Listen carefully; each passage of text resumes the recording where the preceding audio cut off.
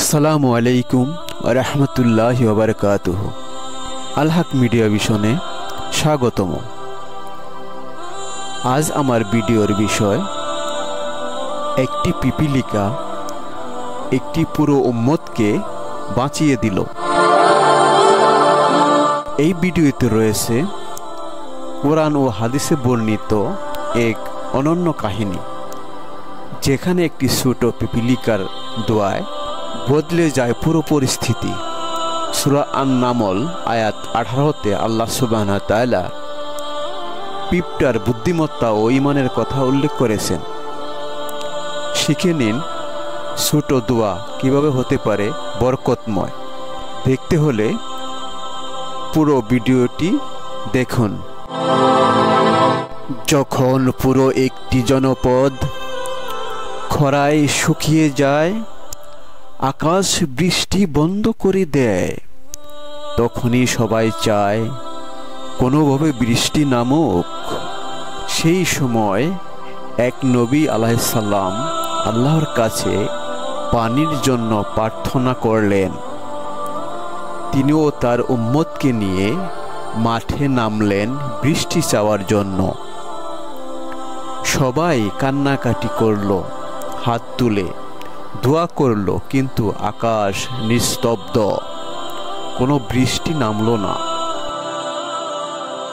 হঠাৎই নবী দেখলেন একটি ছোট পিপিলিকা মাটির ফাটল থেকে বের হয়ে এলো। সে ছোট্ট শরীর নিয়ে পেছনের পা তুলে আল্লাহর দিকে মুখ করে দাঁড়ায়। তার পুঙ্খানুপুঙ্খ ইশারায় যেন সে বলেছে, হে আল্লাহ, আমরা তো তোমারই সৃষ্টি, আমাদেরকেও তো পানি দরকার। একটু পরেই আকাশ ঘন হতে শুরু করলো, কৃষ্ণবর্ণ মেঘ জমে উঠল, আর কিছুক্ষণের মধ্যেই আকাশ ভেঙে নেমে এলো প্রবল বৃষ্টি।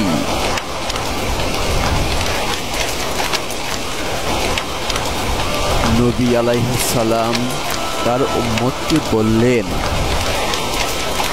তোমাদের দোয়া নয়, এই পিপিলিকার দোয়া আল্লাহ কবুল করেছেন।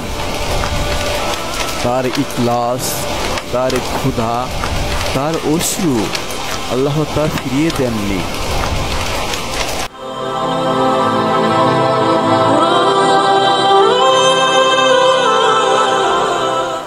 কুরআনে বলা হয়েছে,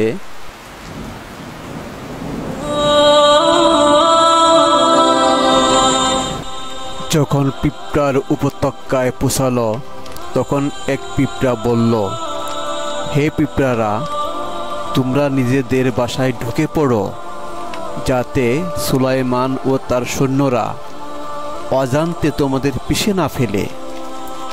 সূরা আন-নামল আয়াত 18।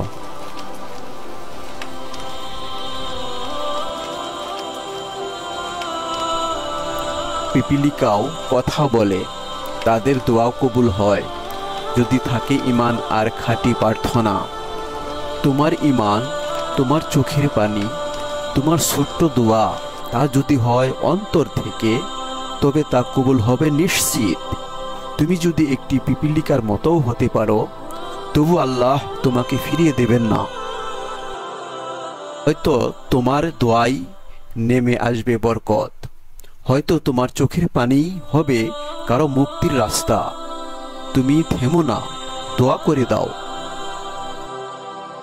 ভিডিওটি ভালো লাগলে লাইক, কমেন্ট, শেয়ার ও সাবস্ক্রাইব করতে ভুলবেন না।